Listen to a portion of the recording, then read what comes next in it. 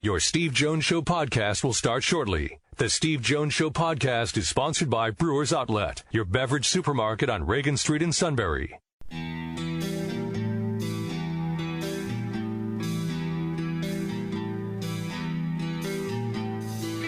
Sports talk where your voice counts. This is the Steve Jones Show on News Radio 1070 WKOK. Now from the Sunbury Motors Studio, here's Steve Jones.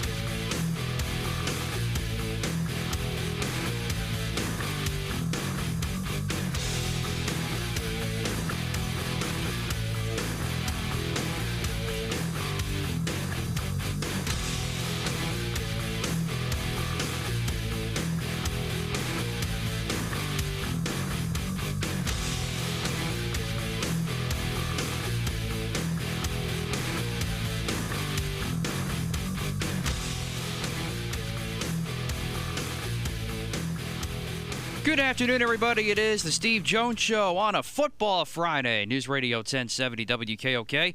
Matt Catrillo here with you. Steve will soon be there from the Sunbury Motors Studio. Sunbury Motors, 4th Street in Sunbury. Sunbury Motors Kia, routes 11 and 15 in Hummel's Wharf. And online at sunburymotors.com. And, of course, like every Friday, especially a football Friday, brought to you by our good friends at Brewers Outlet, Reagan Street in Sunbury, the beverage supermarket. Microbrews, domestics, make their peanuts fresh and hot every day. The Pickle Bar, led by the Barrels and the Dills, indeed second to none. And, of course, 6 different flavors of slushies, all at Brewers Outlet, Reagan Street in Sunbury, the beverage supermarket. Loaded show to get to today. We got the voice of the Steelers, Bill Hillgrove, joining us at 3:35 today as we count down to the Steelers and the Browns closing out Super Wildcard Weekend in the NFL, which kicks off tomorrow. 4:06, Penn Live's Greg Pickle on the big news of the day is Penn State's head coach James Franklin making a big coaching staff change out of nowhere.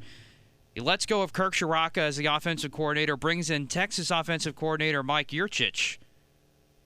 And a stunner one, if you ask me, just because of the timing, more or less, not really because of how things played out this year. That, in that retrospect, would be the case there. So we'll get to that in a second. But Greg will explain more about that at 4:06, and then, of course, the King at 4:35 today, as we'll pick all of Super Wildcard Weekend and Monday's National Championship game, which is still a go for now, with the looming COVID situation continuing with Ohio State.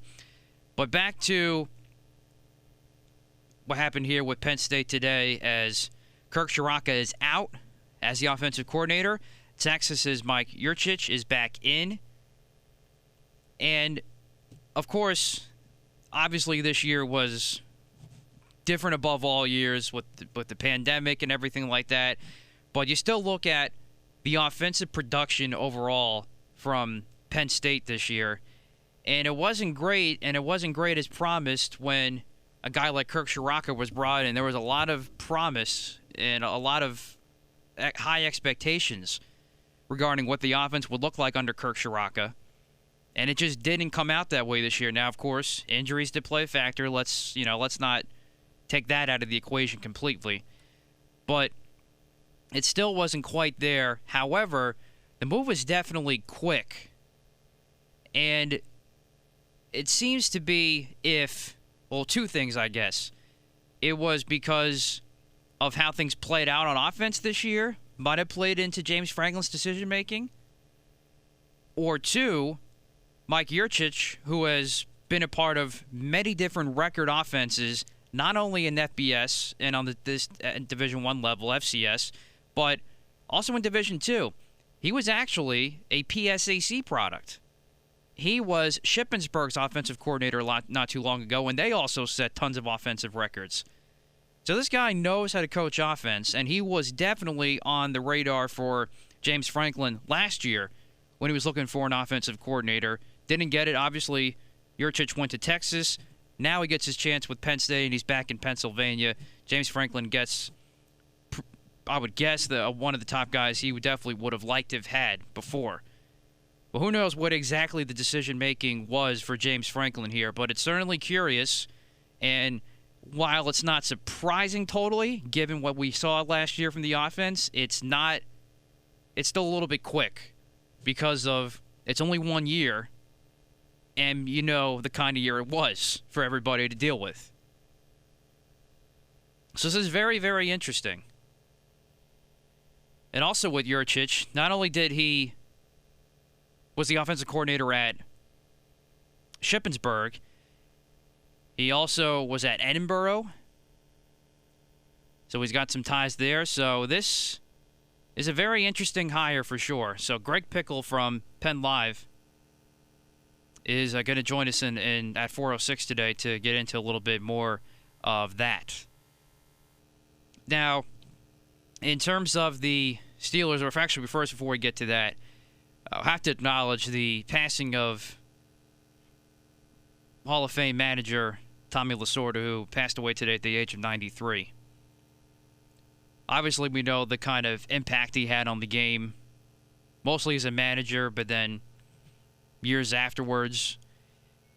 So we lost another great one today in baseball, in Tommy Lasorda, and we'll pay some tribute to him a little bit later on in the show, too. Now, in terms of what we're going to see in Super Wildcard Weekend with the Steelers this weekend,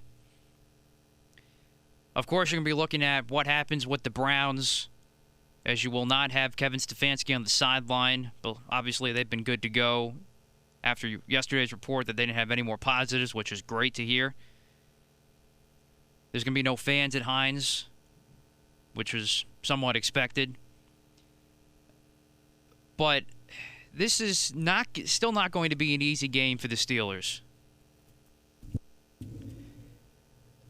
Obviously, when you face a division opponent for a third time, there is the task that's difficult in itself. Each team has won a game, although the Steelers, of course, did pretty well against the Browns last week, considering they didn't have a whole lot of people out. Or they had a lot of starters out, I should say.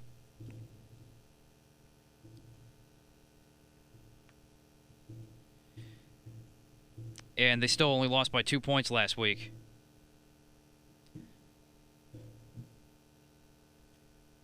And I still like the Steelers in this matchup, I think. Overall, we'll give our final predictions a little bit later on with the King. But there's still the concerns about the offensive line against that Cleveland defensive line, the running game. It looks like the passing offense is getting back to normal. So there's a couple interesting factors in this game, and we'll get into that with Bill Hillgrove at 3:35. So Steve will join us in a second. We're just having a quick connection issue. We'll get that resolved as we take a break, and then we'll get Steve in here to talk Kurt Chiraka out and all the many other things to get to here today in the Steve Jones Show, brought to you by our good friends at Brewers Outlet, Reagan Street in Sunbury, on News Radio 1070 WKOK.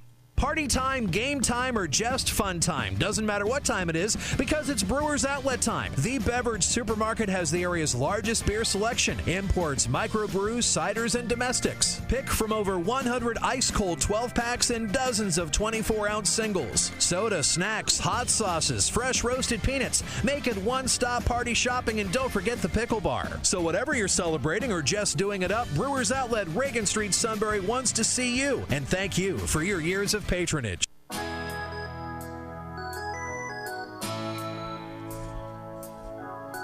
That, by the way, there was a tape of Suit and Suit Light doing a junior high game.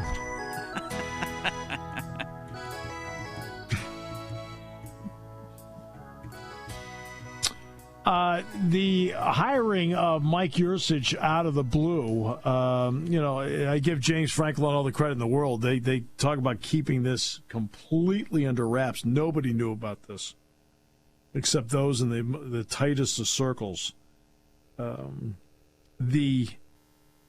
What's interesting is I like Kirk Chiraka. Personally, I like him. And I know that Kirk couldn't really implement what he wanted to with everything going on. It just wasn't easy. No spring practice, the Journey Brown situation, everything else that went into it. and he will land someplace, and I think he'll do a terrific job for somebody. And the key, though, is that Mike Yurcich is now the offensive coordinator here. And I think that is one heck of a hire. You're going to make a hire. That's a heck of a hire to make. You look at everything that happened at Oklahoma State and what he was able to do. Yes, that a lot of it, was Mason Rudolph was there. But I think we make a gigantic mistake in our analysis of college when we start talking about guys that we think are next-level quarterbacks. There's only a certain pocket of guys that are next-level quarterbacks. It is okay to be a really, really good college quarterback. It's just that next-level leap is such a chasm. Look, there are 330 million people in this country. And only 32 of the 330 million are starting quarterbacks in the National Football League. If you throw the backups in there, you're up to 64 out of 330 million. Why don't you sit down and calculate the odds of what it takes to get there? So it's okay to be a really good college quarterback. So at Oklahoma State, they averaged 478 yards per game. In his, 6 seasons as the offensive coordinator, 478 yards a game. Now, look, the Big 12 was not playing what you call great defense. At times, sometimes it looked like in the Big 12 video games. But this year, and I mentioned this 2 months ago, the defense that was played in the Big 12 this year was some of the best I've seen in that conference in years. Iowa State's a really good defensive football team. I think Oklahoma's a decent defensive football team. West Virginia, really good defensive football team. Texas's biggest problem that has kept them from succeeding really has not been their offense. It has been their defense. And this year, Mike's 1 year at Texas, they averaged 475 yards a game. Does that number sound familiar? I just gave you 478 a game at Oklahoma State when he was there. They averaged 475 a game this year at Texas.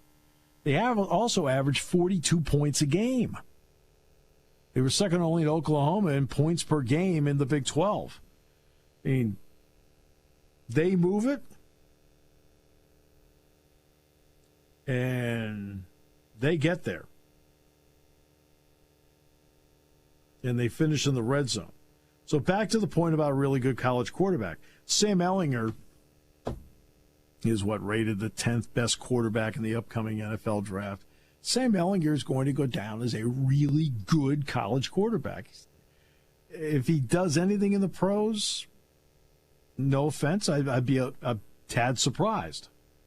But as a college quarterback, I always liked him as a college quarterback. I always thought he played with guts. I thought he threw the deep ball pretty well, ran the ball well.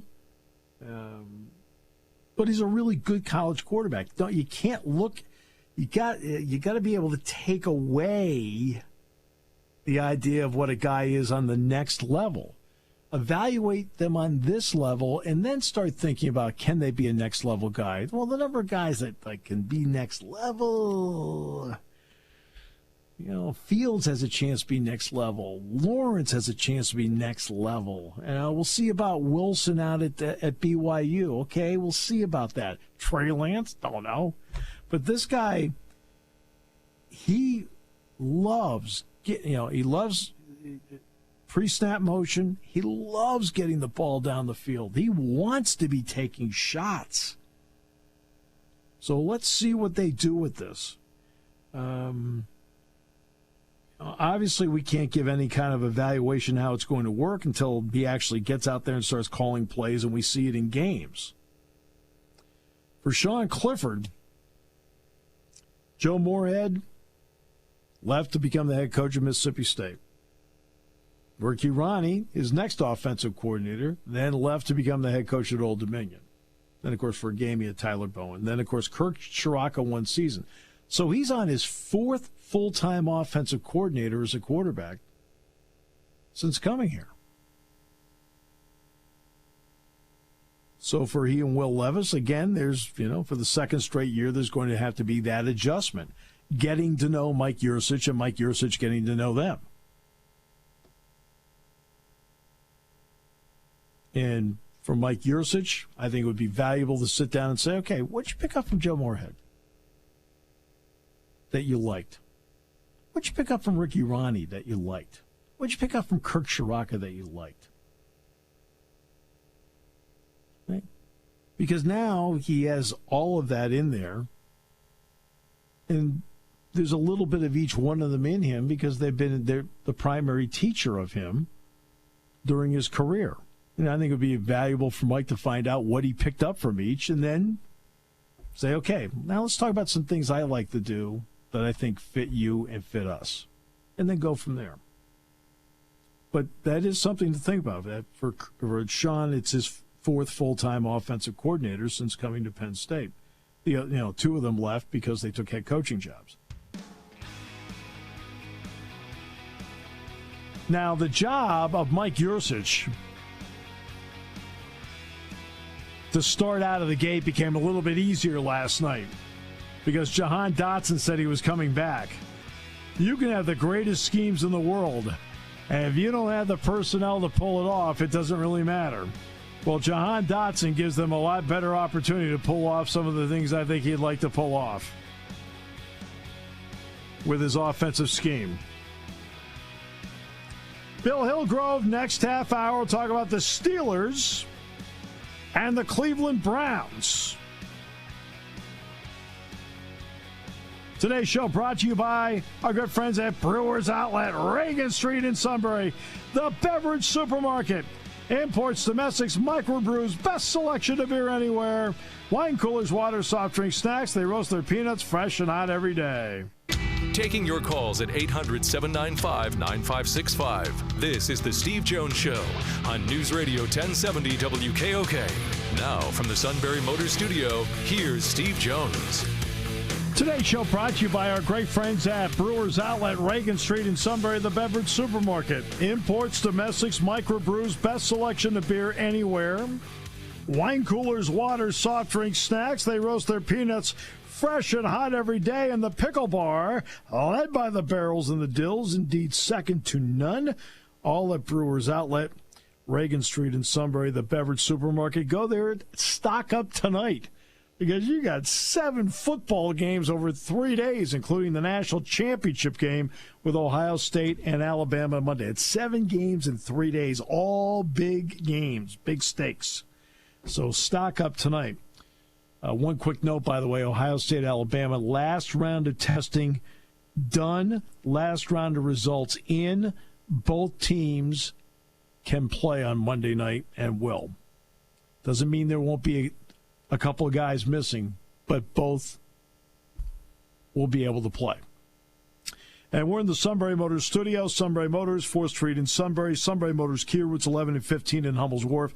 Online at sunburymotors.com. Very pleased to bring in the legendary voice of the Steelers, the legendary voice of Pitt, the Hall of Famer, Bill Hillgrove. Happy New Year, my friend. It's so wonderful to have you with us. Thank you, Steve, and same to you and yours. And it's just great to have sports because for a while we weren't sure.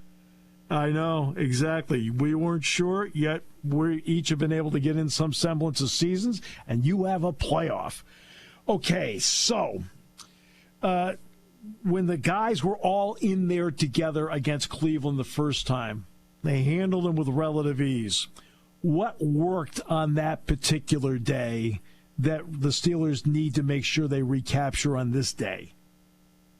I think they have to keep Baker Mayfield under pressure and still contained. And I know that's a tall order, but I think this team is capable of that. We don't have Bud Dupree. We don't have Devin Bush. But you can't cry over the spilled milk. You have to move forward with what you have. And interestingly, the NFL came out and said that we will not move the playoff games. In other words, you have to play. Well, part of the problem for coaches is that the talent pool is limited because of the COVID procedures that the players have to go through. And you just can't bring somebody in off the street and say, go run a route. Interestingly, I think the smart coaches, and I put Mike Tomlin among those for sure, have built up a little bit of a, I don't know if you call it a stockpile, but they've brought people in who are not hired, who are not, they don't exist, but they have passed the COVID test. In the event that you have a late developing rash of, the spread, they have people to play the game, and that's what we have to do. Unfortunately for the league, they said, we're not going to move the games. Well, there's nowhere to move them unless you push everything back a week. And I don't think at this point that's going to happen, and I think the TV force is going to dictate all of that. The Steelers had to play 13 games in 13 weeks because of some of the movement that was dictated earlier by what happened at Tennessee and then a flipping of the Ravens game and so forth. Look, I know guys have to play, but still, what kind of role do you think playing week after week after week without a bye, what effect do you think that had on the team? I think it's the mental aspect that really can be injurious in that regard. Physically, okay, these guys, they stay in shape year-round. They are the best conditioned animals on the planet. And so, that's not near as much as the mental wear and tear that can take place. And I think in the case of the Steelers, and I think we saw that in December, and I'm not saying this was an excuse for having lost the 3 games in a row, but you can't turn football on and off. And the Steelers were asked to do that several times, and it's really tough. And, the Browns are going through a little bit of that this week, but not the same thing as turning it off. They haven't had to turn it off. They had their practice facility closed and had to do a lot of Zoom to get ready. And now they practice today and tomorrow, and we'll play Sunday night. It's tough. And my hat's off to the staffs, the medical staffs, the coaching staffs, and the players. And especially, Steve, the college players, they're not getting paid. And they had to go through the same rigorous week after week testing and worrying about whether your teammates are going to be there. And I think the same holds true in the NFL. And fortunately for the Steelers, we haven't had a whole lot of COVID interference, but there's one case this week. We missed Joe Hayden. Other than that, they're in pretty good shape. The Browns, they've got some more regulars that'll be missing because of this terrible spread of disease. All right, so let's get to Ben Roethlisberger now. How would you evaluate his season? Because look, they won 4 more games with him out there. So how would you evaluate him? I give him at least a B+. And the reason I do is, he had his problems, especially in December, where people were questioning, his plant knee. Is he able to throw that deep ball? He's been able to do that, but I think they've quietly morphed into a West Coast offense where the short pass and getting rid of the ball quickly are very important. At Ben's age, you can't have him get knocked around like he did as a younger player. But I think where he has excelled is as a leader, because let's face it, that's a very young receiving core. You got Juju as the veteran, Deontay's the second-year man, and, of course, the rookie, and he is a prize rookie in Chase Claypool. But they still, they need leadership, and especially now that the playoffs are here because they don't have playoff experience. And so I think he's done a great job in keeping them together and keeping them all happy. He spreads it around. He doesn't care who you are. He just cares if you're open or not. And so I give Ben at least a B+ for leading this team. Which now brings me to the next part. It wasn't as if Ben wasn't taking some shots down the field. He was. But the key is his last start, they hit a couple of those shots. What did it mean to the underneath pass game that they hit, not just made, but hit those deep shots? Of course. You've seen enough of the game, Steve, to know that especially linebackers, if they know you're going to throw the ball over the middle on crossing routes, they just get ready to tee off. But if they have to cover a tight end running an intermediate route and worry about him going by them, then they're not as chippy in the box. And I think that's the key. If you hit some passes down the field, and let's face it, Chase Claypool and Juju Smith-Schuster both are good combat receivers. They both have good athleticism. Chase has the size, and Juju has the toughness. And they both have tough hands. And so, I think that's been one of their keys, and I think you'll see it Sunday. I think they'll throw that intermediate and the long sideline pass, and throw caution to the wind. You almost have to at this stage of the game. All teams are good teams, or they wouldn't be there. And the next part is, of course, being January, it wouldn't hurt if you could run the ball. Why have the Steelers, in your opinion, had that up and down season running the ball? James Conner in and out of the lineup, and yeah. I think he's a linchpin in this regard. He's probably their best blitz pickup man. And so if Benny Snell's in the game, teams know that they're probably going to run the ball. Jalen Samuels is in the game. They kind of figure he's going to be part of the passing game. But with James, you don't know. And I think he's the linchpin. And with him in there, they have a very good chance to be a balanced offense. All right, defensively, Cam Hayward's one of those players that across the league I think everybody would love to have. And then there's T.J. Watt. I believe he was the team MVP. When you watch T.J. Watt mature, what are you seeing on the field from a maturing T.J. Watt? Two things. First of all, we knew we were getting a guy who's relentless. I mean, that's his middle name. But I think what really has impressed everybody around him is the fact that his mental approach to the game is superior. He studies quarterbacks. He studies, obviously, the people who are going to try to block him. And he's not a one-trick pony. He doesn't have to loop outside. If you cheat outside as a blocker, he's going to go underneath you without question. But when he gets to the quarterback, he already has a little game plan in his head, depending on where the quarterback has the ball, as to which hand he uses to swipe at it. He's a real bright guy, and I think if you combine his talent, his relentlessness, which is his motor, I guess, one of the phrases that we hear so often, you combine that with above-the-neck play, and you got a superstar.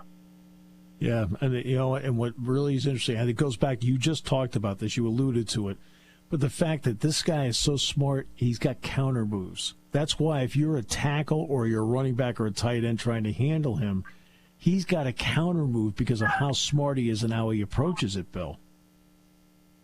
Yeah, without question. And yes, they missed Bud Dupree, but Alex Highsmith has stepped up. Yeah. No, he's not going to give you all of what Bud gives you in terms of flash speed, really good strength, but he's got a good combo of both. And he also, a student of the game, has developed a spin move. And that spin move is not just rotating in place like a revolving door. He makes a spin. He's going at the quarterback. And so I really think that the Steelers are geared to make a deep run in the playoffs, and I'll be among the most disappointed if they don't. They'd still have to face a Cleveland team that does now bring with it automatic respect. When you walk into that broadcast booth, what are some of the things right away you say, you know what, the Browns must respect? What's that list? Kevin Stefanski has done a remarkable job. He would get my vote for Coach of the Year if I had it. He's kept them together. He's been able to treat the veterans with maybe a little bit of the different twist than he does rookies, but he keeps them all on the same page, and I think that is his stock in trade. I have to ask you how Tunch is doing. A lot of people obviously want to know all the time how Tunch is doing. How is he? He's doing well. He's a remarkable attitude, which I knew that he would, because that disease is a really tough thing to have to handle. But he's doing really well and has a great attitude.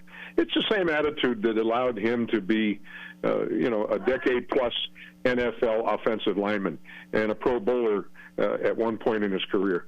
It's just the attitude. He wasn't the biggest guy in the world, but he learned how to use his hands. And as a matter of fact, he'd be a great coach for somebody to teach offensive linemen how to use their hands. But he, at a young age, decided he'd rather watch his kids grow up and play soccer than he would traveling the country being a coach. Well, let's see if the Steelers can make a deep run, because to be honest with you, I think you personally have had a terrific season, Bill. I've enjoyed listening to it, and I deeply miss the times we stand in the parking lot after a Penn State Pitt game and we'd be tailgating together after games. I can't tell you how much I missed that this year.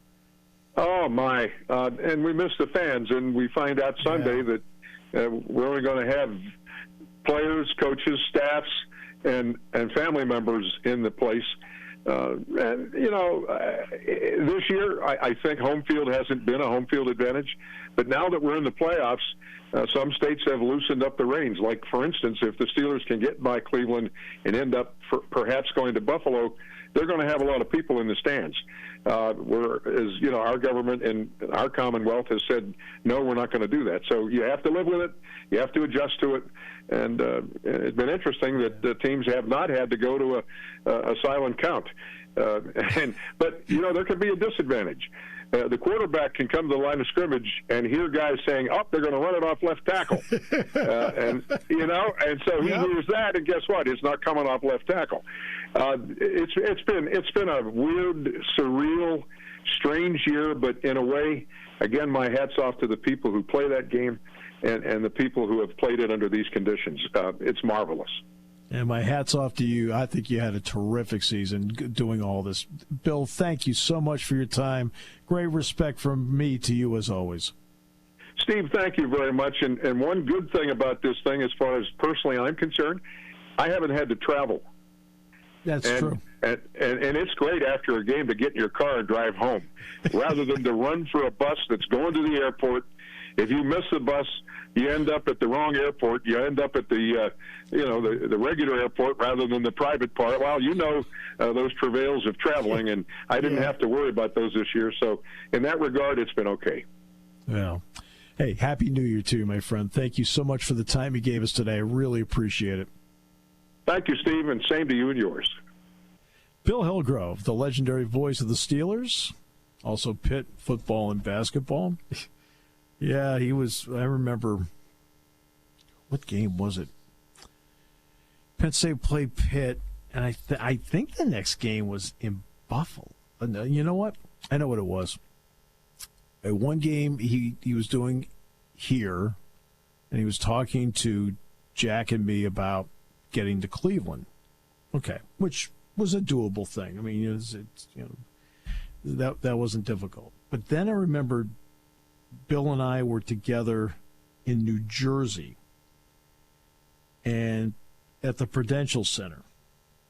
And I remember he said to me before the game, it was one of those doubleheaders. I think Villanova played Notre Dame and Penn State played Pitt. He looked at me and said, Steve, because of the time of the start, he said, man, I got to figure out a way to get from here to Buffalo. I said, I'm not a travel agent. I don't know. I can't help you on that one. But, when you do what Bill has done for years of doing Steelers football, Pitt basketball, he has had to manipulate. He and Gene Deckerhoff, because Gene Deckerhoff does Tampa Bay Bucks, does Florida State football, Florida State basketball. You have to really work that schedule and that travel. And anybody will tell you the travel part's always the most difficult part anyway. The job is, and Bill's terrific. So it was great to have him on the show. You can hear it on 100.9 The Valley coming up on Sunday night. We will take a break. We'll come back with more in a moment. Great to have you with us today on the show. Brought to you by Brewers Outlet on News Radio 1070 WKOK. When it comes to car buying, there's the other guy's way, and then there's the SMC way. The other guys force you into a vehicle you really don't want. The Sunbury Motors way lets you take the time you need to browse, ask questions, and take the test drive and think on it. For over 100 years, the Mertz family and all their employees have made your experience the most pleasant one you'll ever have. The other guys won't offer you the best price for your trade, no matter how much they say they will. The SMC way is their promise to provide you with the most money the market shows your vehicle is worth. The SMC way is to offer you all applicable factory rebates on new vehicles and generous discounts. Looking for a pre-owned vehicle? The SMC way checks each vehicle in a 200-mile radius to determine the lowest price, then beat it. It's the lowest price promise, just part of the SMC way. The choice is up to you. The other guy's way or the SMC way. The SMC way wins every time. Sunbury Motors Company in the North 4th Street Auto Plaza, Sunbury, and at sunburymotors.com. Selling more cars and satisfying more customers for over 100 years.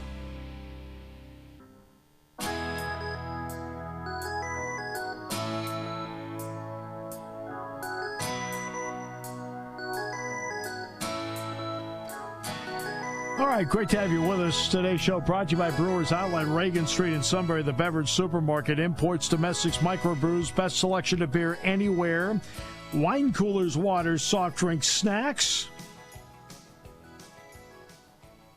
They roast their peanuts fresh and hot every day, and the pickle bar led by the barrels and the dills, indeed second to none.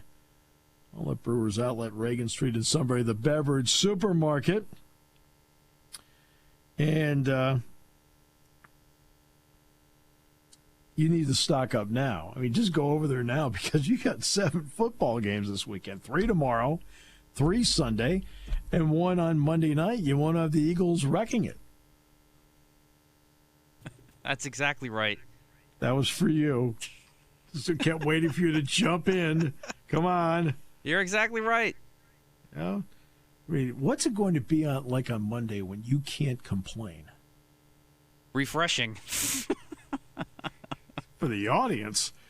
Yes, exactly right. For the audience. Probably more for the audience than me. Oh, my goodness. All right. Mike Yurcich will be the new offensive coordinator at Penn State. He had been with Texas for the past year. He'd been the pass game coordinator for Ohio State before that, and the offensive coordinator for Oklahoma State before that. Oklahoma State, the 6 years as the OC, 478 yards a game. Right? This year, Texas, 475 yards a game and 42 points a game. I mean, he wants them to get the ball down the field. Big plays are a big part of it. Texas's problem is not the offense. Texas's problem has been for years its defense. That's been the problem. So, but he already has a lot of help as the offensive coordinator. When Jahan Dotson said last thing, you know what? I think I'll come back. Well, that certainly made the transition to the new job a little bit easier because you have a home run hitter already in your offense in Jahan Dotson. Getting him back makes a gigantic difference.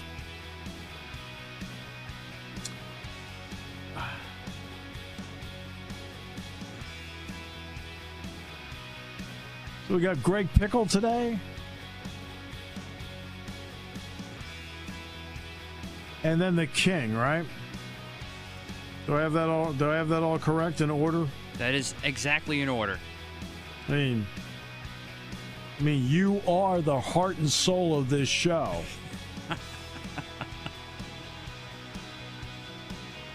Something like that.